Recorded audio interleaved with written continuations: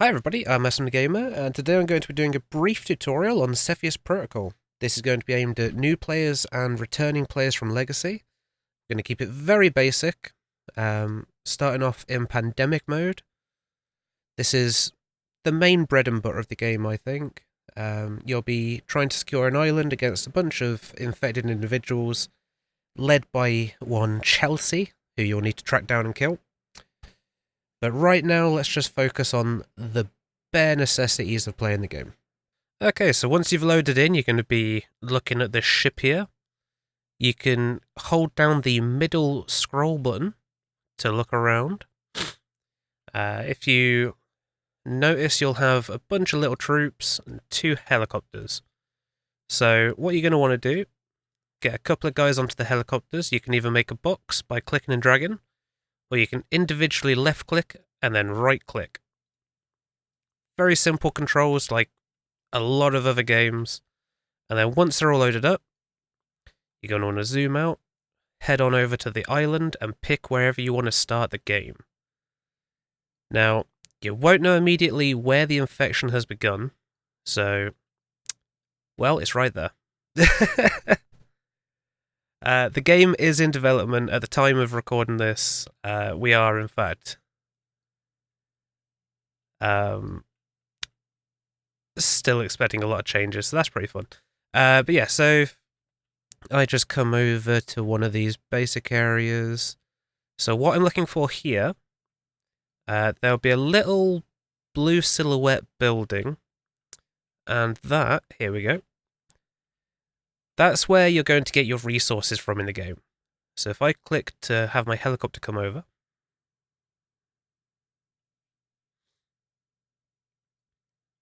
It's a surprisingly big world for traversal. It will take some time for your units to travel. But here they come. So, there's 2 ways to get your troops back out of the helicopter.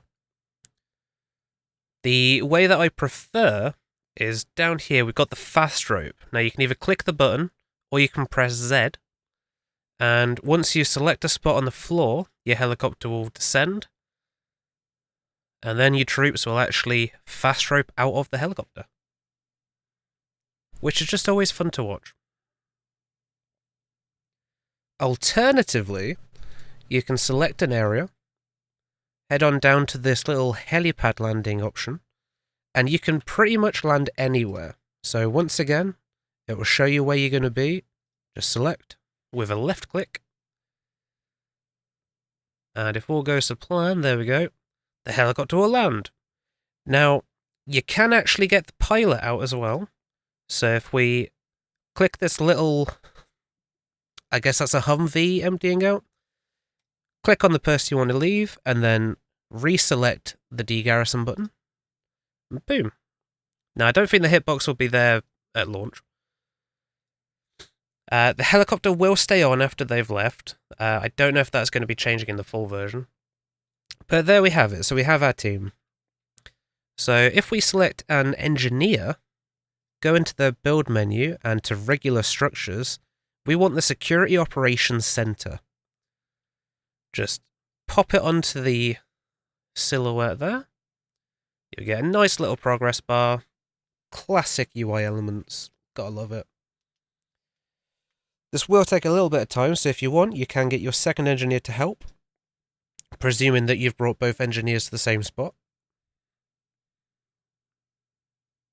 I'm going to just turn the helicopter off. Okay, so now that's built. Every 30 seconds you'll get a supply drop, and that physically drops in. So I'm looking for the plane now. I have gone into the floor. Again, not the final version. This will be very different. There we have it. That gave us $500. Now, once you've established, you can either have a single base, or you can go around, get all your little command centers up and running, Each section will usually have one. Some of them I haven't found yet. And even at the start, you have 2 helicopters. You can just go and get 2 bases straight away. Up to you.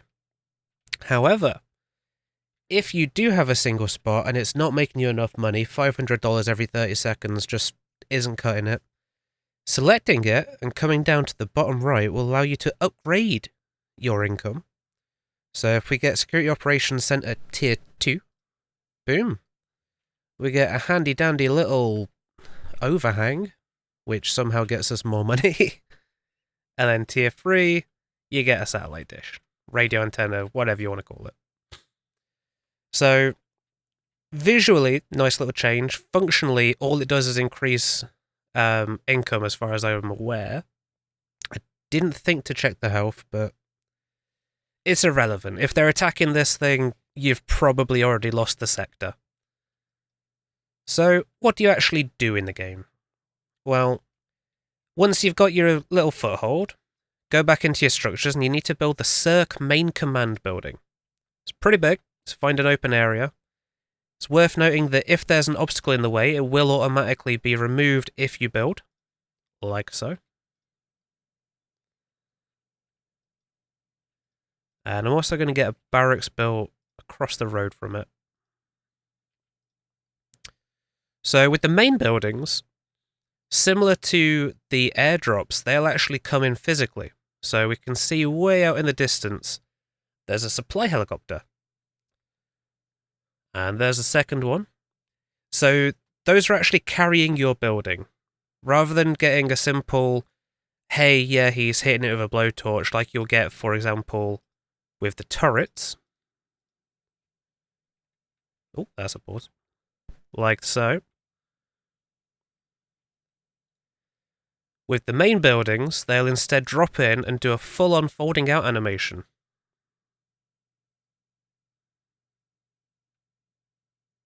Oh, that's fun. I can see through the bottom of it.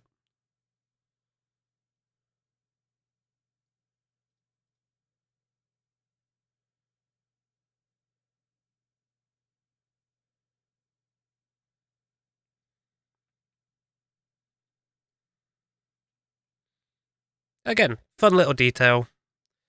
But you may notice we have minus 100 zone power. And it is zone power. So if we zoom right out, each zone will have a little border. Now at the moment, they're all white. As the infection takes over, it will start to decolor like that. It's gone a little bit kind of pinky blue. Right? As we take control, it'll go more blue, so on and so on. With factions introduced later, it might change again. But for now, we need to power our structures. So if we build a small generator,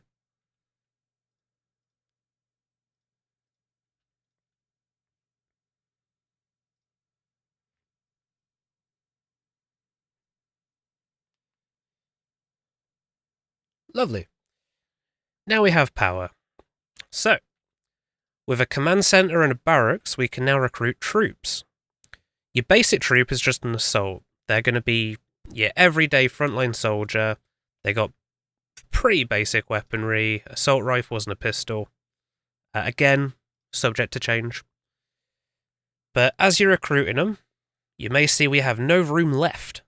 That's because Cepheus Protocol features a population cap. Now, currently it's maxed out at 80.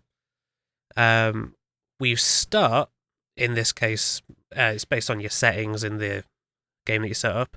We have a maximum of 12 and we've already got 19. So if we once again go into the little engineer friend and build a population tent, as such, or like so, whatever you want to say. Not a professional content creator for tutorials. This is very much just a temporary thing until the devs make one. So you'll see in the top right, we've gone from being over-encumbered with troops to now having deficit. Woo! So, hopping over to the barracks again, we'll get some normal little everyday assaults. And you can actually assign them to a group before you recruit them, which is always nice. So I'm going to say these guys are in group 1. Boom. Now you'll actually get a countdown, and they are spaced out. So these guys are going to paratrooper in like heroes. And as you can imagine, you want to be spaced out when you're jumping out of a plane so you don't hit each other. All tiny little details that add up to make a really fun little experience. I believe they fixed it. They used to land on top of the barracks, which was always troubling, I should say.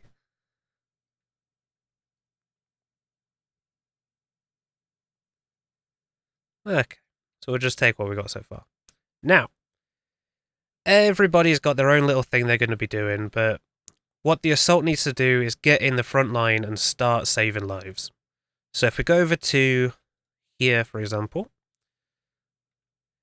you'll notice by default they want to stand in a straight line. And that can be really cool for manning a wall or a security station, but on this road, for example, you might want them to go a lane each. So you select them all, hop on or down to formations, and you can select grid. You always have a bad feeling. So now they'll just happily walk down the road. Not a care in the world. Now, this is a bit of a jog, but once they're in sight of a target, they will start shooting if they're doing the normal movement speed. There is also a sprint. Not incredibly different visually, but they are sprinting. And you can even toggle this in the run mode setting, indicated by a nice little blue man with a bit of a stink line coming off. Now, there is actually a benefit and cost here. So if they're walking, or jogging as it were, they can open fire, they can retreat, they can cover each other, all good. If they're sprinting and they see a zombie or infected, they will not be able to defend themselves. These are dying men running into battle. So if they're going towards the enemy, always have them jog. If they're running from the enemy, always have them sprint. And we're actually under attack. That's pretty quick. So here we have our infected. Oh, good. Construction workers. That's lovely. This is not what I had intended for this stage of the tutorial, but that's Cepheus Protocol. You will always be surprised at some point. You can't plan for everything, unfortunately, as with all things in life. So you'll see that we're getting XP. Now, there's two different kinds of XP you'll be getting from this. Your troops can actually level up, and we're getting Doctrine XP. So down in the bottom left, or F6, there is an entire tech tree for you to unlock. And there will be additions coming later. There will be DNA points added as well. That's not in this current version, so I won't be doing much about that. But you can pick whatever you want to do. You can do all of them if you want, as long as you can afford it. So for example, if I buy this, costs 3 points, I've decreased the price of all my structures by 10%, which in the long run is going to add up hugely. Obviously, I would not recommend being this relaxed. I am just doing this for the tutorial. I have lost my engineers, haven't I? That's a shame. Okay. Oh, I've lost the command center. That's a problem. So, in the event that everybody is dead, or rather all your engineers are dead, in the current version, there is no way to solve that. So I'm actually going to have to restart. That's fun. Previously and coming soon, the ship can actually just recruit normal troops, so that's completely solved. It's just a current version issue. Upgrades. Fundamentally, that's actually all you need to know. You build buildings, you set up your little checkpoints, you can build walls, turrets, recruit a bunch of guys, land on rooftops with snipers, the whole shebang, you know? But we also have Alcatraz, and we get to play as a person. So the game does actually feature both real-time strategy and third-person shooter elements. I didn't show off the operator because I did get killed immediately. But the majority of the game can actually be played as an operator. Currently, there is some limitations of it due to the nature of the development cycle. But in the long run, you'll be able to build just like an RTS player. You'll be able to explore with the rest of the game. I think the campaign that's coming will be focused on operators. I'm not sure. And they have their own XP system. If you have suggestions for what you'd like to see in it, for example, I said, let's have some competitive shooting, so this has a scoreboard and a timer. There is a Discord available where you can drop in your own suggestions, ideas for what the game can do, ideas for what you would prefer the game to be, if there's any changes that you want made from what's already in. What else can I say to teach you the game? Can't really think of anything right now, so that'll be it for episode 1. This is not how I anticipated it going, did not think to defend myself. Yeah. Whoops.